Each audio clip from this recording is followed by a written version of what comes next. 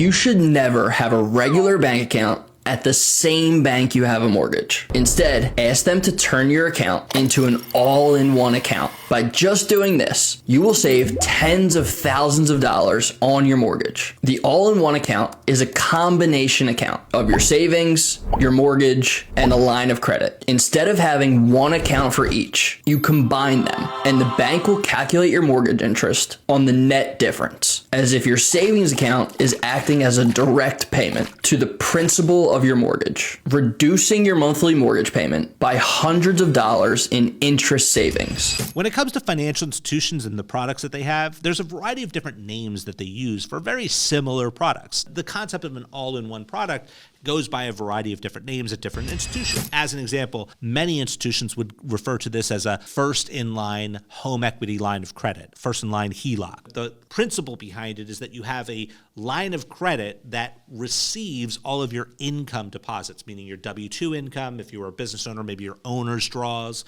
like all of that, those income dollars come into that account, and thereby reducing the average daily balance of that account with regard to any of the debt outstanding associated with the property that you would own. And that result, even if you had a higher interest rate on the HELOC than you would on a traditional mortgage, that in many situations could result in actually paying down the outstanding debt in a shorter period of time than a traditional mortgage would allow for. But here are some risks to consider. If this is happening, you're not necessarily in the same liquidity circumstance that you would be if you had a mortgage and a separate savings account somewhere else, right? Because the liquidity is locked up in the equity, if you will, of the property when you're paying down that principal balance. And in challenging times, having access to liquidity may be a better approach. Now, I recognize that this is a pretty complicated topic, so if you'd like me to break this down in a longer form video, drop the word YouTube and I'll give it some consideration.